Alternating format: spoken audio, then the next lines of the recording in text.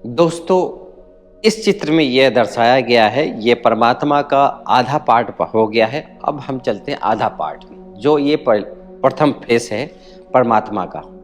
तो इसमें यह दर्शाया हुआ है कि भक्ति की भी सीढ़ी होती है। पूरे 84 का चक्र का सीढ़ी होता है, लेकिन द्वापर योग से जो सीढ़ी दिखाया गया है, तो ये सीढ़ी इसमें दर्शाया गया है कि कैसे पहले पहले सोमनाथ का मंदिर बना और विक्रमादित्य ने शिव की आराधना की।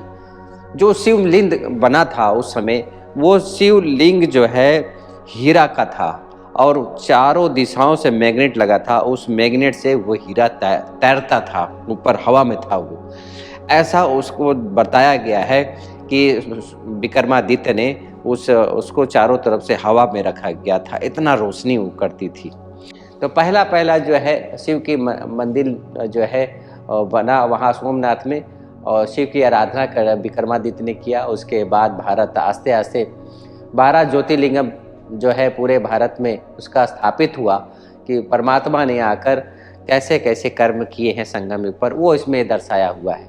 फिर ऋषि मुनि तपस्या करने लगे। इस भारत मूवी में ही दिखाया हुआ है कि ऋषि मुनि लोग जो है यहाँ लोग तप करते थे, क्योंकि कोई प्रकोप होता था तो उस समय प्रकृति को समाधान लेने के लिए उसकी तप करते थे, और वो होता भी था क्योंकि प्रकृति तपस्या का फल हमको देती थी। तो ये भगवान ही कराता था। और फिर आस्ते आस्ते हम मठ पूजा और यहाँ पर शंकर जी का पूजा हम करने लगे, और फिर हम राम सीता का लक्ष्मी नारायण का पूजा करने लगे। सरस्वती मैया की हम बुक पढ़ते हैं उस स्कूलों में, सरस्वती की पूजा करने लगे। फिर हम दुर्गा महारानी की पूजा करने लगे, श्री कृष्ण की पूजा करने लगे, राम सीता की पूजा करने लगे, हनुमान जी की पूजा, जो अभी श्री बागेश्वर धाम के जो है हमारे मठाधीश हैं जो है धीरेन्द्र दीक्षित, वो हनुमान जी के भगत हैं, तो हम हनुमान जी की पूजा करने लगे। फिर ऐसे ऐसे पेड़ की पूजा करने लगे। हम जो पेड़ में हम जो है धागा पिरोने लगे। तो फिर लास्ट में फिर हम सूर्य की पूजा करने लगे, और फिर यहाँ पर हम थोड़ा सा कुएं के पास आकर हम उस कुआं में भी कुछ और कुछ वहाँ पूजा पाठ होता रहता है। अंत काल में जब ऐसी स्थिति हुई कि घर में ही हम वो छोटा छोटा जो है देवी देवताओं को लेकर आते हैं, उसकी पूजा करते हैं। और अभी जो है लास्ट में आ गया साईं बाबा।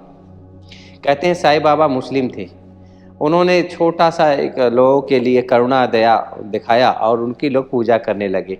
एक मूल्य था उनके अंदर दया और करुणा का, उस मूल्य के कारण जो है उनकी पूजा करने लगे। ऐसे ही जो है कई ऐसे संत हुए हैं जिनकी लोग चरण धोकर पीते हैं। यहाँ पर दिखाया हुआ है कि हमारी आत्मा की जो एनर्जी है 3 जगह से निकलती है, आँखों से, हाथों से और पैरों से।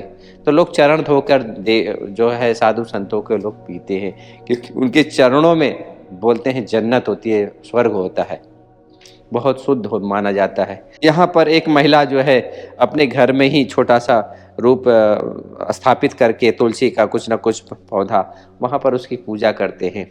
यहाँ पर दिखाया हुआ है धन की भी पूजा करते हैं लक्ष्मी आने के लिए। यहाँ पर गौ माता जी की, जो अभी हमारे आदित्यनाथ जी जो हमारे मुख्यमंत्री जी हैं, वो गौ को लेकर बहुत ज़्यादा फोकस में हैं कि गौ की रक्षा की जाए। और हिंदुत्व में ये दिखाया गया है कि गौ को माता की तुलना इसलिए कहा गया है क्योंकि ये ठेस नहीं पहुंचाती है, बहुत निर्मल और कोमल होती है, इसीलिए गौ की लोग पूजा करते हैं। उसके पास जाने से वो कभी हकाती नहीं है। तो ऐसे गौ जैसे हमें हमारा संस्कार होना चाहिए, ताकि हमारे अंदर में निर्मलता और हम सदा ही सॉफ्ट बन के रहें। इसीलिए गौ की माता की पूजा करते हैं, और उसका दूध जो है हम उसको सेवन करते हैं, बोलते हैं कि बहुत दवा का काम करता है। ये सब करने के बाद हम एक लास्ट ऑप्शन में पहुंच जाते हैं। एक ब्रह्मा कुमारी मिलती है, एक ब्रह्मा कुमार मिलता है। वो कहता है कि परमपिता परमात्मा सबका मालिक एक है, और वो आकर हमको अपना परिचय देता है, स्वयंभू अपना परिचय देता है, मुझ आत्मा का परिचय देता है कि तुम एक आत्मा हो। जब हम आत्मा का परिचय पा लेते हैं, परमात्मा का परिचय पा जाते हैं, तो अब सारी ये जो आप ये विधा आपने देखा है, ये सारा खत्म हो जाता है। ये जितने भी हम आप गिनती करोगे 1 2 3 4 5 6 7 8 24 अवतार, और फिर ये सब ये सारे से मुक्ति मिल जाती है, और हमारा बुद्धि जो है एक से जुड़ जाता है परमपिता परमात्मा शिव से। और जब इससे जुड़ जाता है तो हमारे अंदर में एकाग्रता आती है, हमारे अंदर में सभ्यता आती है, हमारे अंदर में हर कार्य करने की क्षमता आती है और हम हर कार्य सहज रीति से, सुलभ रीति से हम कर पाते हैं। और इसीलिए one God one world family का ये नारा संगम युग पर चल रहा है। ये रहा इस चित्र का